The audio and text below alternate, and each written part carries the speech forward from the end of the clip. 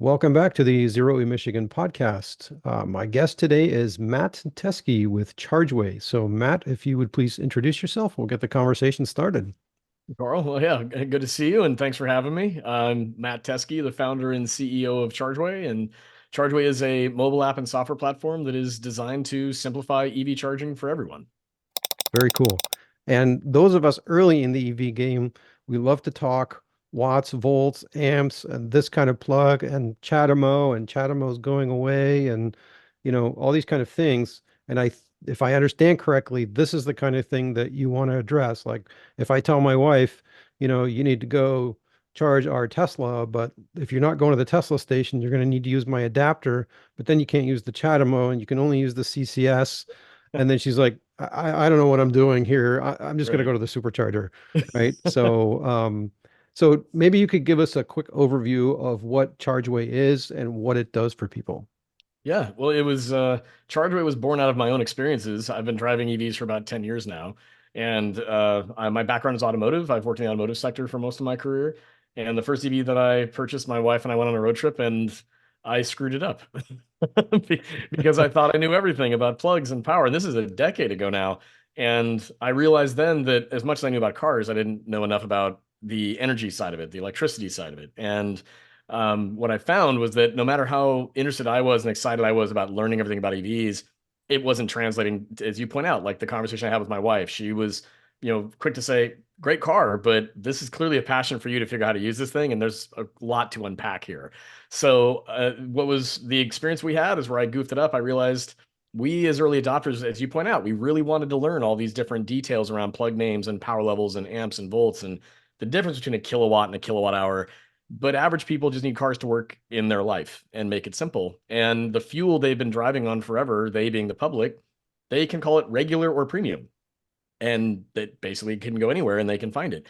And that's what we found in our research. So we looked at it and said, we have to reevaluate how we discuss electricity as a fuel type and how do we make it more approachable instead of acronyms and engineering terminology. And so Chargeway takes all of the engineering information around charging, whether we're talking about the chargers themselves or the vehicles, and we translate it into colors and numbers in a visual system. So we use colors to show plug type, and we use simple numbers to show power level. Whether we're talking about alternating current or direct current, we just have a sequential set of numbers that allows an average person to understand what we, as early adopters, know. Well, you have to know what the power output of the station is and what the power your car can accept is to know exactly what your fill up experience is going to be.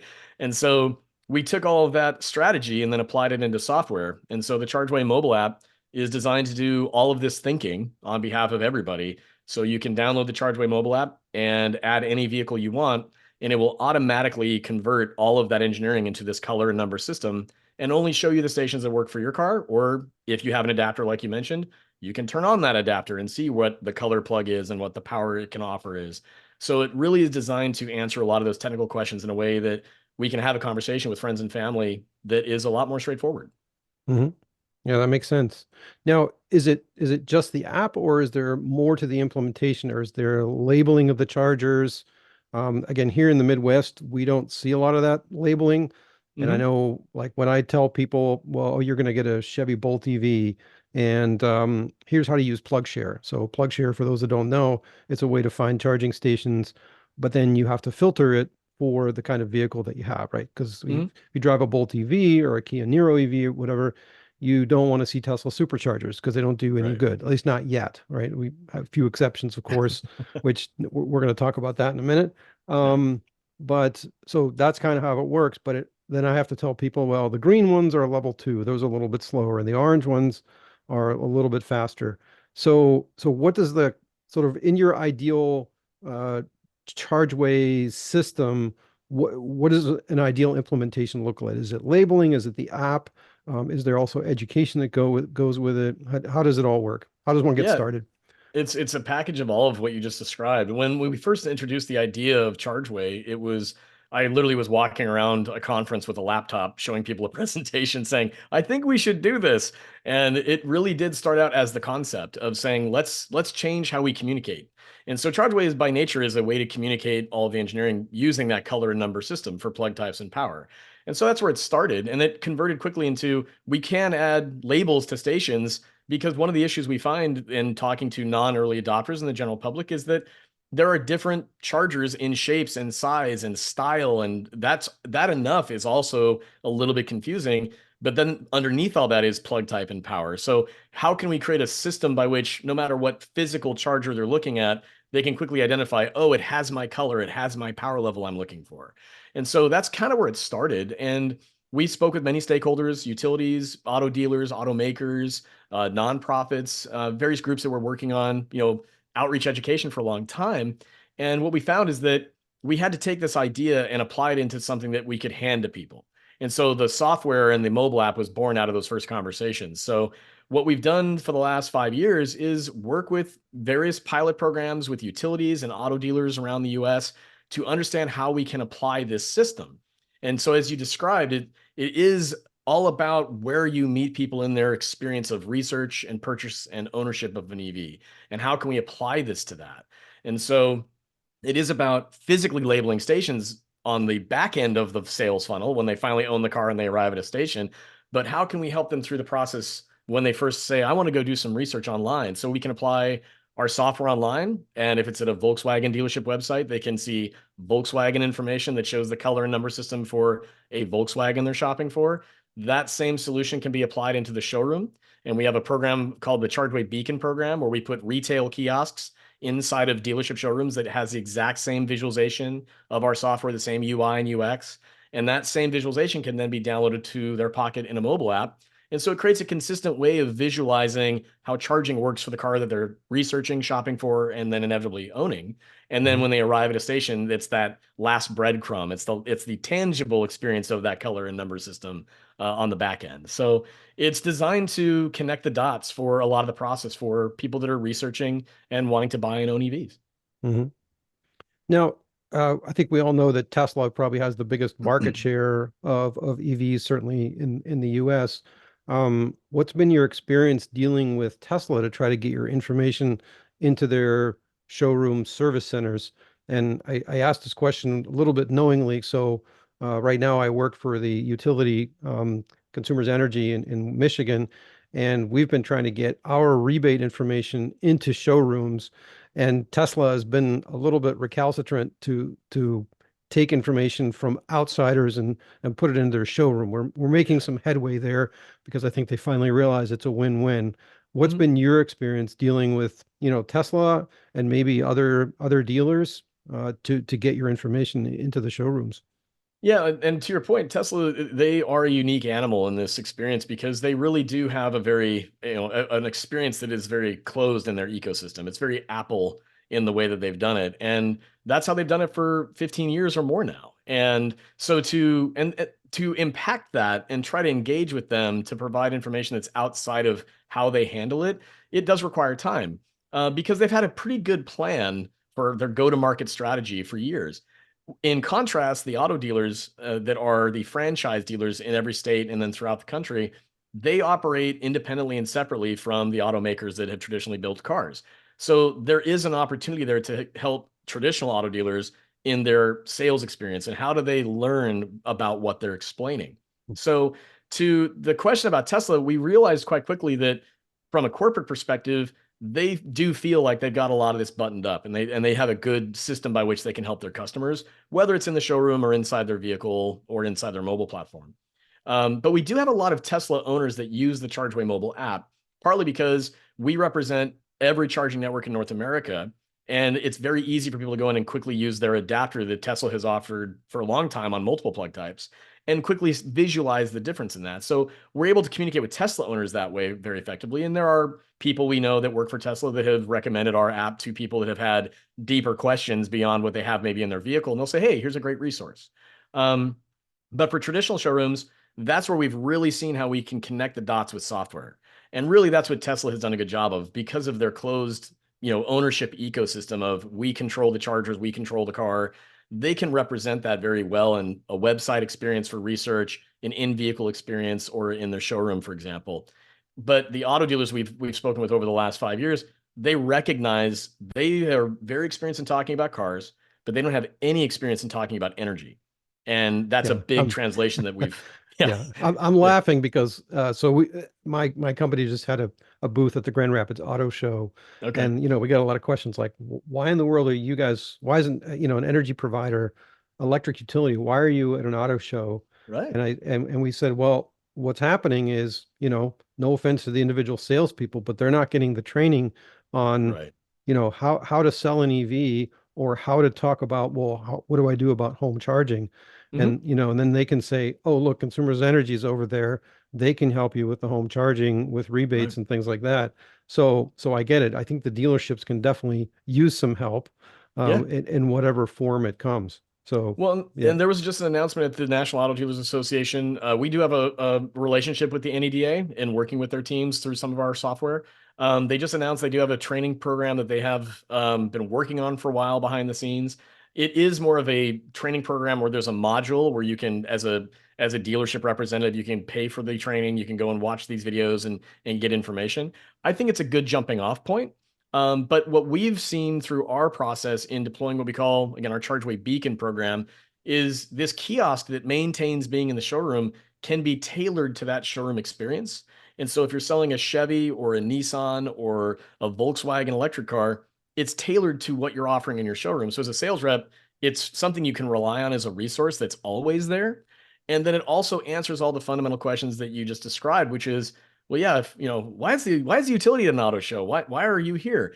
And what we say all the time is that, well, the utility is an electric fuel provider. And that's what we really try to help the dealers understand is that you're explaining fuel type now. These cars run on gasoline, whereas these cars now run on electricity, or sometimes it might run on both fuels. That's something the public really fundamentally doesn't have a good grasp on yet. And that's a big part of what we're trying to address with Chargeway. Hmm. Yeah, that makes sense. So, how do you take the next step when you educate people on, well, this is the kind of connector that your vehicle can take, and I don't know your system, it's a green number 5, let's say, um, and then you get there, and let's just say, for the sake of argument, it's the CCS, and it's 50 kilowatts, so it'll get you a decent speed. Mhm. But now you show up there, and like in the picture behind me, there's there's there's a charge point station, but Mhm. we have a number of other providers in the area. We have EVgo, we have Electrify America. What is How does that work with Chargeway? Because that's another thing that we see in the EV community. It's like, well, I show up here and I just want to pull out my credit card and pay Right. like I did at the gas pump. But in some cases that doesn't work. I have to have a membership. So how does Mhm. Chargeway handle that? Yeah, so every single network that is operating in North America, we list them in Chargeway, and we also have their brand logo inside of the app, so you can identify the logo compared to the charger you're standing in front of. You can see the continuity there, and then inside the Chargeway mobile app, or any application we have for it, whether it's inside the showroom or on a website, any pin that's on the map geographically is right on top of where that station physically is. And so even if you have two stations side by side, like maybe there's a supercharger next to a charge point fast charger, we will have those pins near each other. But if you're driving, let's say, for example, a Volkswagen, you're only going to see the green pin. You're not going to see the red one because the red Hmm. is for Tesla. That is a different plug type. We're not going to show you that one. We're going to focus you in on the green station. And then with respect to information around how do I know what operator it is, once you tap on a pin, we show you the connector type. So we show you the color and the number of this is a green connector for you. Here's the power level offered at this charger. And on top of that, we show you the network logo itself. And then the first piece of information you see below that is how do I activate and pay? So we will tell you straight out, do you need the mobile app from this network? Do you have the option of using a credit card at this location? We identify it right there in the information. So the moment you tap a pin, it's really easy to digest that as a new user to say, oh, okay, for this network, I do need an app to activate this station. Whereas in other cases, they might say, oh, it accepts credit cards. Great. Then I'll just pull up and swipe.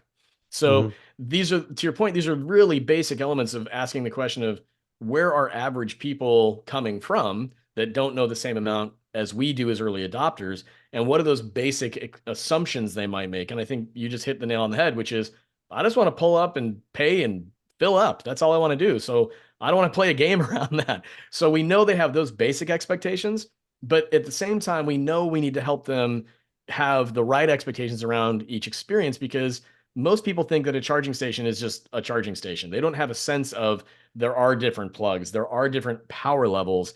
There are things called charging curves they need to be considered about for what their wait time might be. We take all of that into consideration with our app and our software. And on the back end, we do all of that math for people where we can say, if you pull up at a green level 6, which would be a CCS 150 kilowatt charger, for example, we can show them based on their vehicle and the plug type it has and the power level it accepts, what their estimated wait time would be considering their charging curve to the charge limit they want. And that's Mhm. really something that is unique about Chargeways. We do a lot of thinking on behalf of the driver to calculate information that we know they're going to want to know, so they don't have to worry about digging deeply or becoming an early adopter where they have to, be an electrical engineer to figure out how to make it work. Right, right. Because I mean, at the end of the day, on a road trip, and we're talking about public charging here. I mean, home Mhm. charging is a whole different animal. But the really what people want to know is how quickly am I going to get back on the road, right? Yeah, That's, to be exactly. honest, I mean, that's at the end of the day, that's really all you care about. Um, so, so also to that end, have you have you considered or are you making inroads into actually activating charging stations from different networks? I'm starting to see some apps like Charge Hub where they're trying to, you know, kind of do the same things, show you all the chargers, but Hmm. hey, this can be activated with Charge Hub. So I Hmm. know that they have Charge Point in there. I can't remember which other ones if they have Blink and EVgo, but I mean, kind of like this one app to rule them all. Is that Right. something that you've considered, or I don't know how difficult that is. I hear terms like API. I'm not a software engineer, I'm a chemical engineer. So, I don't know how difficult that is and how difficult it is to work with the networks to basically say, you know what, I'm just going to use the Chargeway app for everything. And that way I don't Yeah. have to download. I think my phone now has 15 different charging apps. So, it's just insane in some sense. So, any thoughts there? Oh yeah, and that's something that drivers have talked about for a long time. And there are a few different companies that are attacking, trying to solve the payment problem. And some of again, you're seeing things like Charge Hub. There's a few other companies that are working on that solution. We're looking at implementing something similar as well. The challenge that you run into is that not every network is using the same software and communication protocol that would allow it to give other software vendors the option to allow people to to activate a session and pay.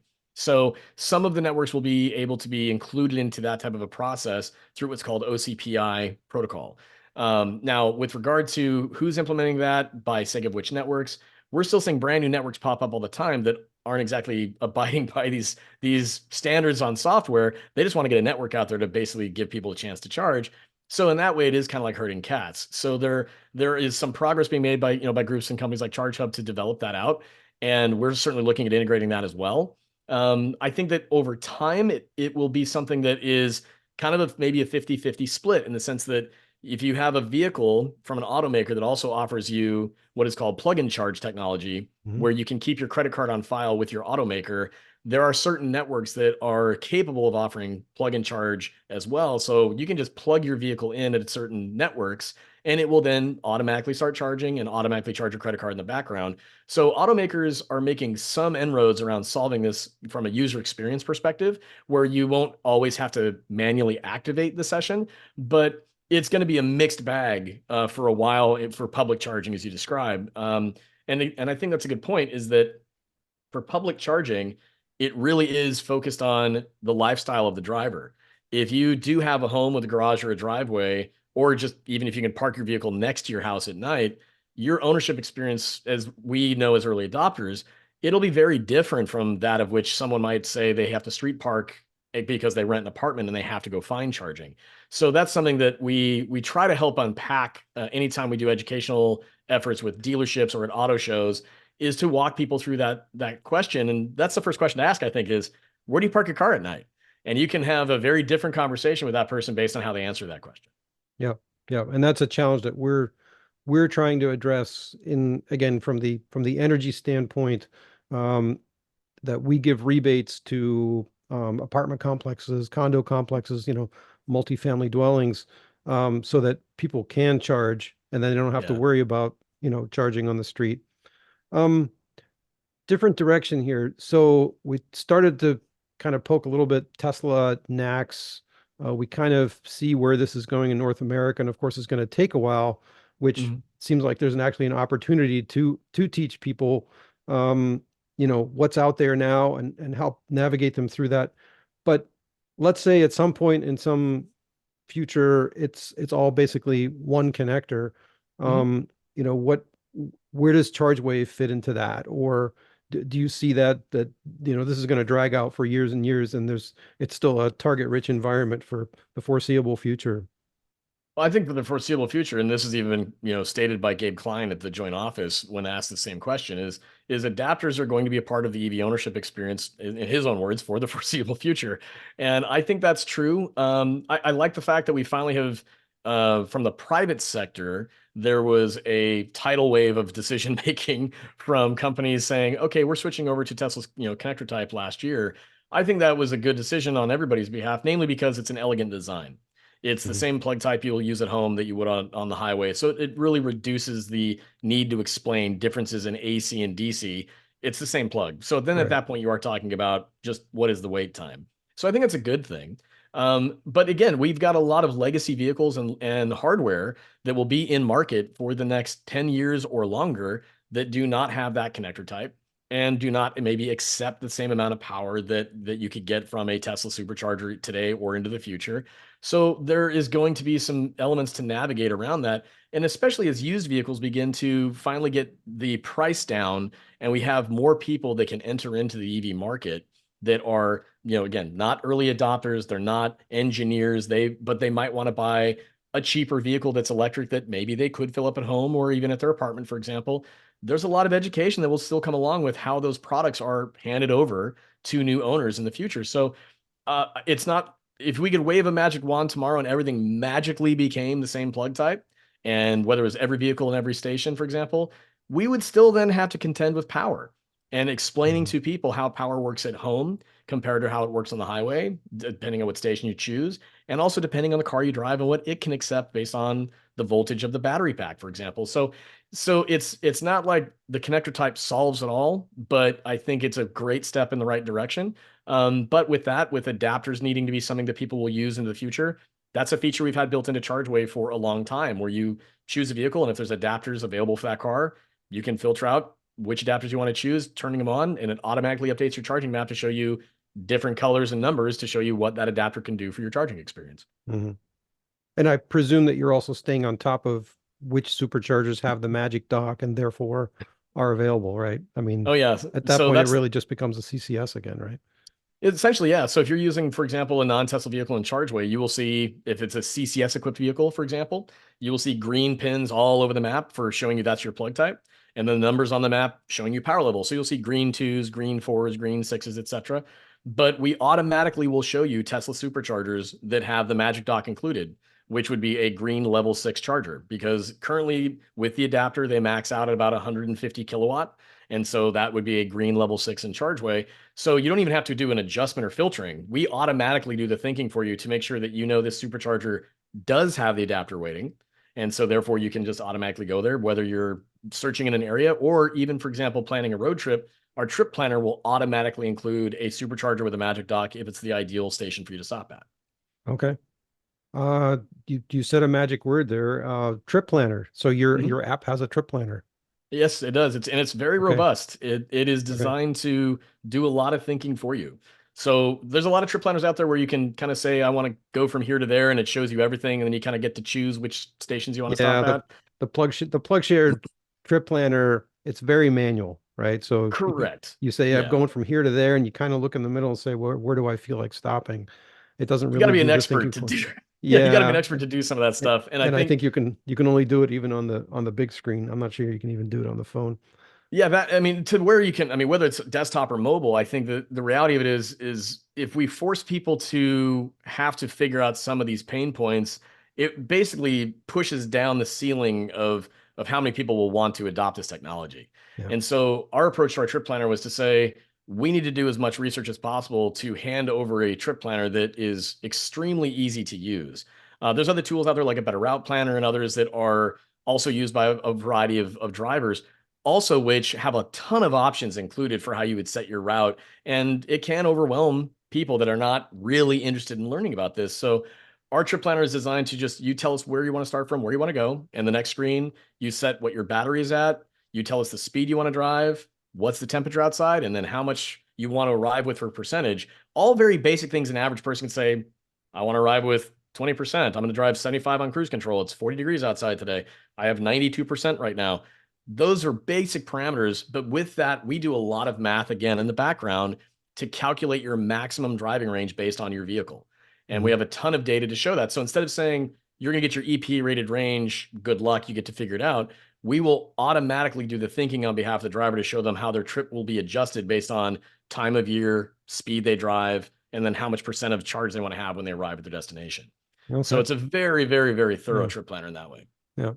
Are there, and as an engineer, I love parameters. Is there any way to like say, okay, I planned this trip out, but I didn't really get to my destination with the state of charge that I had hoped for? Is there a way to tweak it a little bit so that like my next one will be a little bit more accurate?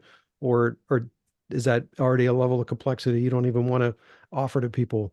We give people, so we have an update that's coming that will give people the option to say if they want to arrive with anywhere between 10 and 50% at their destination. So Hmm. if they say they want to arrive with 50%, and for some reason the last charger they stop at will not allow that to happen by the time they get to their destination, then Hmm. we will automatically show them that the settings that they have put into the trip planner will not calculate. Maybe update your settings so they can then go back and say, well, okay, I don't want to arrive with 50%. I want to arrive with 10. Can I just at least get there? Then we'll recalculate the trip so they can then adjust certain settings. So if they want to have more, they can try for it. But the system is designed to also provide warnings to people to say, don't just assume you can make this trip because you want to go from here to there in their stations. We do a lot of that thinking for them so they can't make a mistake. It's as much as humanly possible. Okay. Well, I think we need to give this to maybe a few of automotive journalists that have gone out there and had these disaster stories, which makes for great news, right? And but yeah, they can definitely use some help. So if I'm an EV driver and I'm interested, I assume your app is on Android and iPhone. Just go to the Play Store or the equivalent Apple. I'm an Android guy, so I can't remember what it's called. Yeah. But basically it's out there, download it. Is there a cost to download to use Nope. it? Yeah, it's a free. It's the Chargeway is free to download, and you can download on iOS and Android. And once you've downloaded it, you simply create an account. You add your vehicle or as many vehicles as you want. If you are shopping for an EV and you've got 10 of them on your mind, you can add all 10, and you can see how road tripping would be in all 10. And so it's really designed to be both informative for everyday drivers, but also for those who are just interested to learn. It's Mhm. designed to be that as well. And then we do have some features coming soon here in the next few months where it's going to be adding the ability to do a lot more connectivity to your car and adding not just the vehicle that you own, but connecting directly to your car to open up some really cool new features coming soon. So that'll be happening Okay. in a few months, and that there'll Okay. be some paid features to that, but something very basic so people can get some extra usefulness out of the app. So. Okay. Well, that brings up a point, and not to get too much into your business model, but um, I mean, you don't work for free, so kind of roughly speaking, how is this paid for? Is it typically through the dealerships, or you just said that the app there's no cost to the user, so just kind of roughly speaking, what is the business model of your company? Yeah, it was interesting to figure that out over the last few years. And we launched the Chargeway software platform pretty much right before COVID hit. I mean, 2019 was our first year in market, and we got a lot of learnings out of that. But the deployment that we did initially was actually in partnership with the utilities. So we've worked with in total about 15 to 16 different utilities around the US in about 8 different states. And those programs that we've done have been to align their efforts for transportation electrification programs, as they're often called in utilities, with efforts of outreach to other stakeholders in their area, predominantly being dealerships. Is a lot of utilities, as you described, even at the Grand Rapids Auto Show, is how do we have conversations with those who've been selling cars forever to explain electricity as a fuel type, and how do we connect the dots for someone who's shopping locally at a dealership that also is a customer of that utility? And so a lot of the utilities we've worked with have said, we want to use your retail kiosk, the Chargeway Beacon, as a way to not only educate dealers and the public, but also point them back to programs that we have that are designed for utility customers, whether that's a rebate for a home charger, maybe it's a time of use rate so they can charge at a cheaper price at certain times, different things like that, where we can show the value of those programs in the ownership experience of an EV based on whatever brand someone's looking for. And so predominantly we've worked with utilities around the country for the last 4 or 5 years. We have worked with a handful of dealership programs, with some dealerships independently, a few state associations. And what we've realized is we've got a really good solution for the energy sector. And the auto sector, again, kind of as we kicked off the conversation, they don't know that they need to be having a conversation about energy. So we've really helped set the stage for how we can do that on behalf of the energy sector. And now we can turn that around and really offer up a great tool to the automotive sector, whether that's dealers or maybe OEMs, but most importantly, people that are just buying cars. And Mhm. so that's where I think we're going to see a really fun mix of how we can do this, not only from a B2B perspective with the industry itself, but through our mobile app improving with some new features that drivers can download and again have a subscription model for. It really extends how we can help people out that are just also everyday consumers that need to have really functional tools that, frankly, the automakers are still struggling to make really ideal for their drivers as well. Yeah. So that's kind of where it's at right now. Okay. That makes sense. So if I, as a driver or a utility or an auto dealership, if I want to find out more, chargeway.net, I believe it is. Is that Yep. the best place to start? Yep, chargeway.net. And we have information there for drivers for the mobile app. We also have information for dealers and utilities to learn more about programs we offer for them. And then anything on social media, it's just Chargeway. So that's Facebook, that's Twitter, that's TikTok, that's Instagram, that's LinkedIn. It's just Chargeway for everything. And we try to be as active as we can on those. And obviously, we do our best to get back to everybody that contacts us. Doesn't matter where you're from, dealer, utility, driver, anybody. We always reach back out to everybody that contacts us through every channel we have, because we always love engaging with everybody about questions they have about what makes Chargeway different, what makes it unique, why is this different from the other apps I might have. Mhm. And I think once we get a chance to show more people what we've developed, it will really showcase that we have not only the most intuitive software, but also arguably the most intelligent in the way that it is doing a lot of thinking on behalf of drivers. And so, yeah, we invite people to download the mobile app and give it a shot. Sounds good. Yeah, thanks for being with us today. And any final words on Chargeway? Again, we've been working on this now for 5 years, researching it for longer. I think the most important thing that we are seeing now is that there's been so much excitement around the electric vehicle industry for the last few years, especially. More vehicles coming to market, really seeing a lot of great variety, a lot of great options. The technology is improving. What we're seeing too, though, is that if you look at the landscape of kind of how that's happened, we have organizations like Hertz that really invested heavily into EVs, but now they're turning around saying they're getting rid of some of them because people weren't demanding them as much. We're seeing that the auto dealers are writing the government saying, please don't do many EPA mandates because we can't sell EVs yet. We don't know how. I think what we're finally seeing is what we pointed to years ago, which is consumers do love buying and driving cars. The real change we're asking people to make with an EV is you're buying a car that runs on a brand new fuel type, and that is electricity. And in the ways that you need to learn how to use that fuel differently than gasoline, Chargeway is the solution to make that easy for everybody. So in that way, it's an interesting time for us. I think we were kind of like Wayne Gretzky skating to where the puck was going. So we'll see exactly how that turns out here in the next few years. Yeah, that makes sense. I mean, we're kind of out of this early adopter phase and now we're going mainstream. So Mhm. now it's the nerds like me that are okay, we got it, but now it's the next, your neighbor, your friend who's now interested in EV that, okay, I don't want to have to learn all this stuff. I don't want to have to know what a kilowatt Right. versus, like you said, versus a kilowatt hour. I don't need to know what that is, but I just want to drive my car from we have friends who drove their Volkswagen ID4 from Michigan to Phoenix, Arizona. And this Wow. is this is a couple in their 70s and more power to them. I was super impressed that they were willing to do that. But I think people like that, I think again, they don't necessarily want to know all the little details. They just want to know if they're going to get there and how long is it going to take to charge. And is that charger that's, in Deming, New Mexico, is that the one that's actually going to work for my car? So yeah, Right. totally makes sense.